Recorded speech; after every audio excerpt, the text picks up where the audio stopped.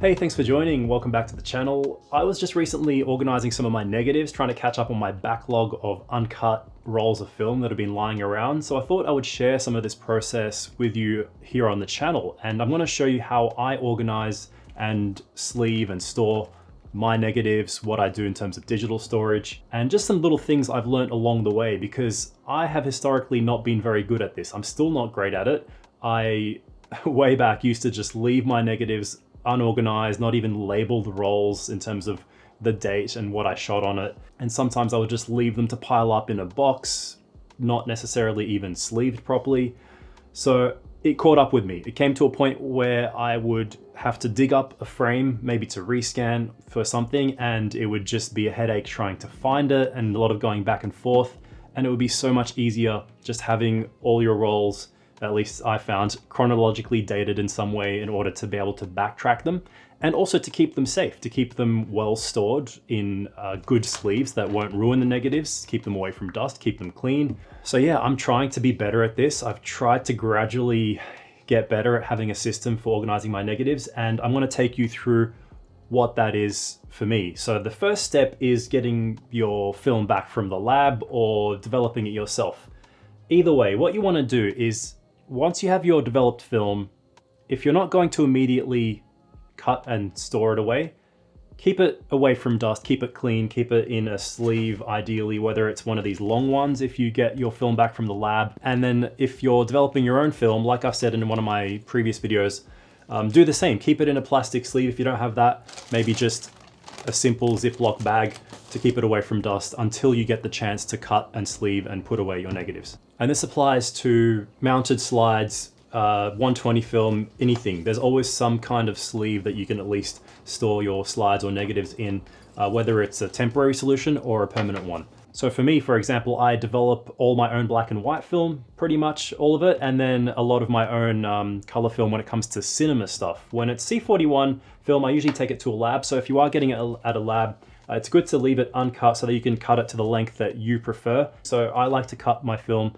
in terms of 35mm into strips of 6. With 120, it depends on the format, but I like to cut it in a way that fits into my preferred negative sleeve, which is the print file sleeve. So this is what I like to put all my film in ever since experimenting back and forth with different types of sleeves. There are some really cheap sleeves that you'll often get your film back from in the lab. The quality is a little bit flimsy. I've tried different brands of sleeve, including the glassine or glassine, I'm not sure how to pronounce it, type of sleeve. It's like a papery type of sleeve, but I wasn't a fan of that because you couldn't see through it and it made it hard to then reference the frames when you're looking for one, and also if you want to do something like making contact prints. I've also tried another brand which is called Albox or Allbox. It's an Australian brand, and although it was good, I found that the actual sleeves were a little bit loose, on the looser side, where the film could just fall out, and they're not as economical when you're buying in bulk. So because I shoot a fair bit of film, I like to buy in bulk, and I've found that the print file sleeves are the best. Another good thing about print file sleeves is that they have this section at the top that you can just write straight onto with a regular ballpoint pen. The Allbox sleeves, for example, didn't have that feature. They had a little cutout, so you would have to write onto a piece of card and then insert that in there. And then if you ran out of those, you didn't have enough of those, you'd have to write on the correct width of paper or strip of cardboard and whatever. So I found that to be a hassle. So honestly, there might be others out there, but I personally really like these print file sleeves. So that's what I've been using for a while now. So when it comes to actually cutting the negatives or slide film, I would recommend just scissors. I was using scissors for the longest time. For most people, that's probably going to work fine.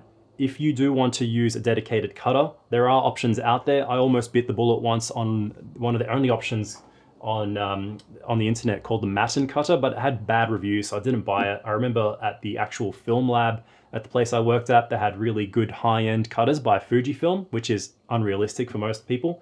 But one thing I want to mention in this video, and I'm not actually affiliated with this company or being paid by them, they've just sent me a prototype for testing, which I'm happily sharing with you because I think it's pretty cool, and as a thanks for them sending me one to try.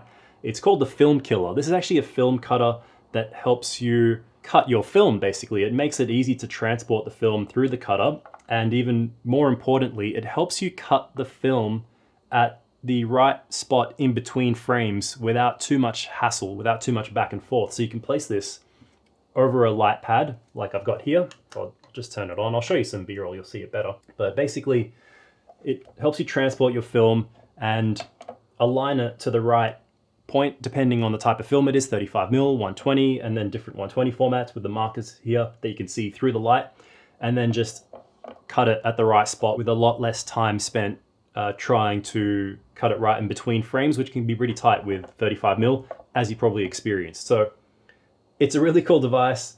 I think it's beautifully built. You have big heavy steel parts like this. This one that I have here is a prototype. There are a few things that I gave feedback on that actually already had been figured out that will be fixed by the final version. So yeah, I just want to thank Chris from Optic Old School for sending me a sample of this. And yeah, I just thought I'd share it with you guys in case anyone is interested. They have a website. I'll put a link for it in the description of the video, where they're running a pre-order campaign. And if you live in Europe, there's like a deal for free shipping, and that's running until the 31st of December. So really well-built device, cuts really nicely. It makes life a lot easier if you just want to do what I'm doing and get through bunches of film at a time and spend a session where you're just organizing and cutting your negatives. So yeah, check out their website for more details on that. The next step, and I think this is quite an important one, is to develop some kind of system for labeling your film, your sleeved film, ideally. So what I tend to do is write down things like the type of film it was. So I might write Fujifilm Superior 400. Obviously the date is really important, or the subject matter that you shot on that roll of film. I like to write other things. So if I develop my own film at home, I like to write the developer I use, the time. So I could write HC110B, 10 minutes, whatever. And anything else that you find useful when you're going to reference your film later down the track. I even write the date again on the right-hand side of the sleeve in a different format where it's just the month and year. So if I'm flipping through, it's on the right side of the sleeve there on the top right corner. Just makes it easy for me to quickly reference the sleeve and find frames easily. Another thing I write is the camera that I used as well. Sometimes there's other things I might include, but yeah, whatever you find works for you, label your sleeves and it'll make life easier later on. After this, it comes down to just storing them. So what I have been doing ever since a few years ago at least is putting them into dedicated negative binders. The first couple of years, I tried to just buy regular binders that you would use for, university or school or whatever, but I found they didn't really work well. They let too much dust in. They're a bit flimsy. They're not necessarily made from the right archival material, so they could over time, over years, leach some of the chemicals used to build them into the sleeves and risk deteriorating the negative. So it's good to buy folders and sleeves that are archive safe, that are designed for storing film, ideally. You don't have to, but I, after a while, transitioned to doing that. So I experimented with a couple of different brands. For the first few years, I was using the Albox brand that I mentioned earlier. Now, these are good storage boxes or binders, but I didn't love them. There were issues with them where they wouldn't close very well, so the actual little plastic rings wouldn't make a secure closure. So what I found is that they would easily unclip, and then you could be flipping through your sleeves only for them to get jammed or come out, and it would be only partially. So it would be a real nuisance to try and get them back in and flip through them, because just the action of flipping through multiple sleeves would cause the little clip to just undo. And then sometimes when closing it, they would undo as well. And also has this little latch system where you're meant to be able to close it and it just clips in, but it didn't work too well. So yeah, eventually I changed from these binders, which again, they're okay. I'll put a link for them, but I preferred the Best File, I think. These actually come under different names. So these are actually the common types of binders, the most common ones you'll find if you search for them on Amazon or B&H or Adorama. Adorama has their own in-house brand. B&H has two different versions of the exact same binder, and you'll also find them on Amazon, where I've previously bought them as well. These ones I find easier to use. So they don't have that inner sleeve and outer sleeve system. They just have a snap-on latch system like that. So they're fully sealed from the dust, and it's just quicker to access them, for one. Another great thing is they use proper metal binding clips here in the middle. So they don't undo easily. In fact, they're actually pretty hard to unclick. I know some people find them a little bit too tough. I actually prefer that. I prefer them to be too hard than to be too loose, and I don't have any issues opening and closing them. And then when you're flipping through, it just makes life a lot easier trying to access your sleeve. So ever since 2000 and I don't know what it is, probably 2020, I started to use these boxes because I just found them just a lot better overall. So yeah, I'll put a link for one of or a couple of the versions of these binders in the description of the video if you're interested, but they come under different names. They're fairly affordable.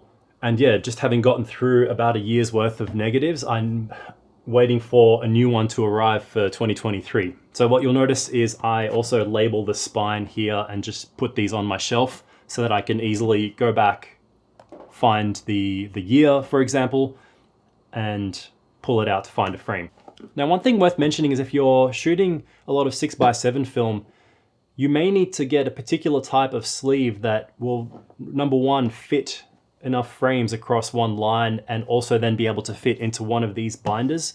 So for 6x7 film, I've actually still been using one of my larger all box binders, but I will need to actually look into if there's a different size of this or a special sleeve by print file that works well for 6x7, so there could be a little bit of a nuisance there for some people. So if you are buying any combination of sleeves and folders, make sure they're compatible with each other. You don't want to go buying a sleeve that's too big for your binder. Obviously it's fine if it's too small, it'll still fit in there, but make sure you do the research because as you can see, they have a lot of different options there. So yeah, I'll just put a couple of links for the ones that I use and they work for everything that I shoot, including up to 6x6 film. So that's what I use. And that's what I'll probably keep doing for a while. All right, so that pretty much sums up the physical side of things, how I organize and put away my negatives. Now, obviously you might be getting scans for your film and having digital versions of all the stuff that you're shooting, and that's a good thing because then you'll have digital backup and physical backup of your precious photos. And that's one of the best things about shooting film is that you have the actual physical negatives there or slides if you ever need them later in case you lose the digital. So it adds that bit of extra redundancy. When it comes to digital, obviously I don't need to say it, but make backups. Try not to just have one copy of your scans. I, at the moment, just buy traditional 3.5-inch powered hard drives just to put everything on because they're just the cheapest and most accessible. It's not the most ideal, it's a little bit messy. I don't have a great system for automatic backup or anything like that. So I just, every now and then, copy everything from my folder of scans on my main hard drive on my computer onto a backup drive where I just store a lot of my other photography work, including those scans. So that way I have 2 copies of my scans. Worst case, again, if I lose those, I have the negatives, I can rescan them. But yeah, it will save you a lot of time if you actually have a backup because hard drives can and will fail. This is what I do. It's not perfect, it's not amazing, but it's better than what I was doing earlier. So yeah, it leaves room for improvement, which is a good thing. Who knows, maybe in a couple of years down the track, I'll make another video with an updated and improved system, especially when it comes to the digital side of things. But yeah, hopefully this was a little bit helpful or it shed some light on some things that you can adapt into your own way of storing your negatives because it is worth doing it. I don't like the idea of throwing away your negatives or not keeping them. I think, again, it's one of the best things about shooting film. So even though it takes a little bit of extra work, just do it. And ideally, do it as you're shooting and don't let it pile up too much like I have. But yeah, hopefully that was helpful. Let me know what your tips are for your system. If you have anything that you can help share with me or other people, I'm sure it could be useful. And also let me know what your experience has been with shooting film and trying to access old frames in general. Have you ever had the situation where you've had to dig up an old frame and not been able to find it or taken forever due to bad storage? Share your stories in the comments. So I hope you enjoyed this one. Make sure to check out the Film Killer if you're interested in that, and I'll see you on the next video here on Pushing Film.